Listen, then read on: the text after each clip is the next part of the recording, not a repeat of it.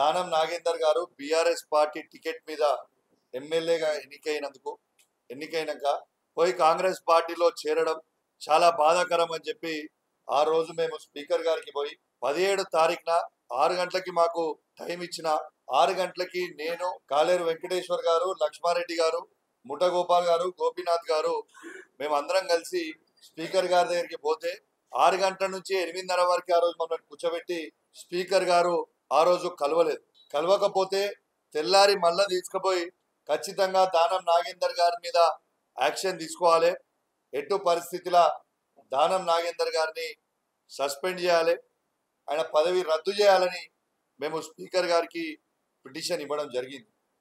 ఇంకా దీనికంటే clear evidence ఏం కావాలని నేను అడుగుతా ఉన్నాను. ఇది కాంగ్రెస్ పార్టీ ఎంపీల అభ్యర్థుల లిస్టు. సికింద్రాబాద్ నుంచి దానం నాగేందర్ గారు క్యాండిడేట్ అని ఇవాళ వాళ్ళు అనౌన్స్ చేయడం జరిగింది. వెంటనే ఖచ్చితంగా ఇవాళ దానం నాగేందర్ గారిని సస్పెండ్ చేయాలి, ఎమ్మెల్యే పదవిని రద్దు చేయాలని నేను మా బీఆర్ఎస్ పార్టీ పక్షాన డిమాండ్ చేస్తా ఉన్నామని చెప్పి సందర్భంగా తెలియజేస్తా ఉన్నాను. స్పీకర్ గారిని కూడా కోరుతా ఉన్నాను, దయచేసి మీరు కాపాడాల్సిన బాధ్యత మీ మీద ఉంది కాబట్టి ఎట్టు పరిస్థితిలో ఈ రాజ్యాంగాన్ని కాపాడాల్సిన బాధ్యత మీ మీద ఉంది. ఖచ్చితంగా ఎట్టు పరిస్థితిలో తనని వెంటనే వేటేయాలని చెప్పి మిమ్మల్ని మేము కోరుతా ఉన్నాం. మొన్న చెప్పిన తర్వాత మీరు ఖచ్చితంగా గెట్ బ్యాక్ అవుతామని చెప్పిర్రు, మీరు యాక్షన్ తీసుకుంటామని చెప్పిండ్రు. దయచేసి ఇవాళ కాంగ్రెస్ పార్టీ లిస్టు అనౌన్స్ అయింది, దీనికంటే పెద్ద ఎవిడెన్స్ మీకు ఏది అవసరం లేదు కాబట్టి వెంటనే యాక్షన్ తీసుకోవాలని నేను కోరుతా ఉన్నాను. అదేవిధంగా దీంతో పాటు మన జిల్లాకి సంబంధించిన మంత్రి గారు పొన్నం ప్రభాకర్ గారు ఎంత పిచ్చి పిచ్చిగా వ్యవహరిస్తున్నారో మొత్తం కరీంనగర్ ప్రజలు, యావత్ తెలంగాణ ప్రజలందరూ కూడా గమనిస్తూ ఉన్నారు. మొన్న నేను సోషల్ మీడియాలో ఒక ఆడియో లీక్ అయింది, ఆ ఆడియో లీక్ది నేను చూడడం జరిగింది. ఒక మంత్రిగా ఉండి ఒక శాసనసభ్యునిగా ఆడ ప్రజలు 2.5 లక్షల మంది హుజరాబాద్ నియోజకవర్గ ప్రజలు ఓట్లేస్తే నేను ఎమ్మెల్యేగా గెలవడం జరిగింది. ఎంత సిగ్గుచేటు అని నేను అడుగుతా ఉన్నాను. ఒక మంత్రి ఆర్డీఓ గారికి, ఎంఆర్ఓ గారికి కాన్ఫరెన్స్ కాల్ పెట్టి ఎట్టు పరిస్థితిలో మీరు ఎమ్మెల్యే గారి చేతి మీదకి కళ్యాణ లక్ష్మి చెక్కులు ఇస్తే మంచి పద్ధతి కాదు అనేది యావత్ తెలంగాణ ప్రజలందరూ కూడా విన్నారు. ఆడియో మంత్రి గారు మాట్లాడింది. నేను ఒకటే అడుగుతున్నా మంత్రి గారు, అంటే హుజరాబాద్ నియోజకవర్గ ప్రజలకి వ్యతిరేకంగా నువ్వు చేయాలనుకున్నావా? ఏం చేయాలనుకుంటున్నావు? రెండోది, ఆర్డీఓ గారి మీద నేను సిఎస్కి కంప్లైంట్ చేసిన, యాక్షన్ తీసుకోవాలి అని చెప్పి ప్రభాకర్ గారు అన్నారు. నేను ఒకటే అడుగుతున్నా ప్రభాకర్ గారు, నిన్నెందుకు బర్తరఫ్ చేయవద్దు? ఇవాళ నువ్వు ప్రమాణ స్వీకారం చేసేటప్పుడు ఏమని చేస్తారు? రాగా దేశాలు లేకుండా మేము చేస్తామనేది కదా ప్రమాణం చేసింది. మరి చేసినప్పుడు ఇది తప్పు కదా నువ్వు చేసింది, నేను ఎందుకు బర్తరఫ్ చేయవద్దని నేను అడుగుతా ఉన్నాను. నేను పొన్నం ప్రభాకర్ గారికి కరీంనగర్ గడ్డ మీద నుంచి ఛాలెంజ్ విసురుతా ఉన్నాను. ఎందుకు అమాయకుడైన ఆర్డీఓ గారిని, ఎంఆర్ఓ గారిని ఎందుకు బలి చేద్దాం అనుకుంటున్నావు? నేను ఛాలెంజ్ కడుతున్నా నీకు. ఆర్డీఓ గారికి నాకు ఒక్క ఫోన్ కాల్ ఉన్నా కూడా గవర్నమెంట్ మీదే తీసుకోండి, ఒక్క ఫోన్ కాల్ కూడా ఉన్నా దేనికంటే దానికి ఛాలెంజ్. నాకు ఈ ఆడియో లీక్ అయింది నీ ఆఫీస్ నుంచి ఆడియో లీక్ చేసి, నీ ఆఫీస్లో ఏం జరుగుతుందో నీకు తెలియకపోతే అమాయకులైన ఆర్డీఓ గారిని, ఎంఆర్ఓ గారిని బలి చేసేది.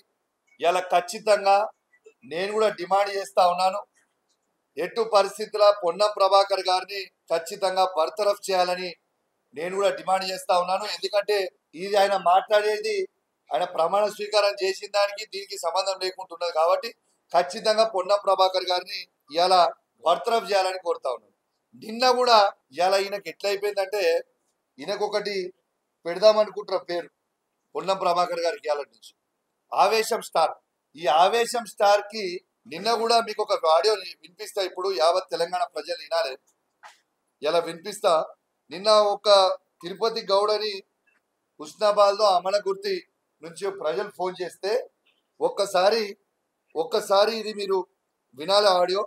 ఆయన మాట్లాడే మాటలు, ఆయన భూత్ పురాణాలు ఒక్కసారి మీరు వినాలని, మీ ద్వారా యావత్ తెలంగాణ ప్రజలందరూ కూడా వినాలని కోరుతా ఉన్నాను. చూడండి ఒకసారి వింటూ.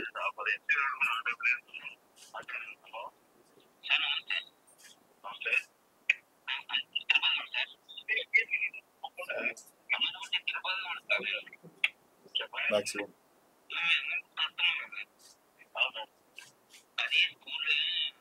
అది బయట గవర్నమెంట్ కొంచెం ఉన్నాయి ఊళ్ళో అది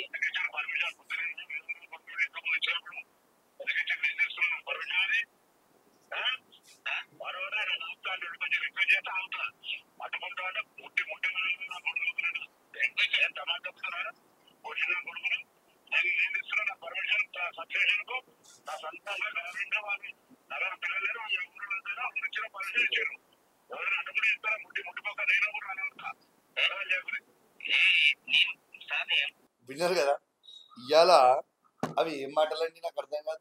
ప్రజలు ఫోన్ చేస్తే కూడా అవి ఏం మాటలు, ఆ మాటలు చెప్పనికే కూడా నాకు సిగ్గు అనిపిస్తా ఉంది. ఇవాళ మంత్రిగా ఎదిగినావు, నువ్వు ఇట్లనే ఆగకుంటే నేను కరీంనగర్ పార్లమెంట్ ఎంపీగా గెలిపించినప్పుడు నువ్వు ఆగుడు లేకుంటే కరీంనగర్ నీ సొంత ఊర్లో డిపాజిట్ రాను నేను.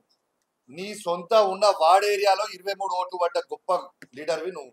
నువ్వు ఇట్లాంటి పనులు చేస్తే కరీంనగర్ ప్రజలు నిన్ను తరిమి తన్నేసేది. ఏడుగా పోయి పాపం హుస్నాబాద్ తెలియకుండా ప్రజలు నీకు ఓటేసి గెలిపిస్తే గిరా నువ్వు చేసే పనులు. ఇంత ఆసానం ఎందుకు నీకు? ఇవాళ ఆవేశం స్టార్ అయిన మంత్రి గారు కుక్కకు ఒక బొక్క దొరికినట్టున్నది నా కథ.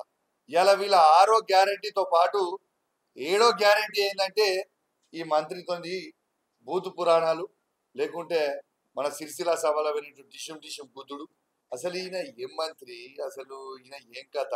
నీకు ప్రజలు ఒక గొప్ప అవకాశం ఇచ్చిర్రు, దాన్ని సద్వినియోగం చేసుకో.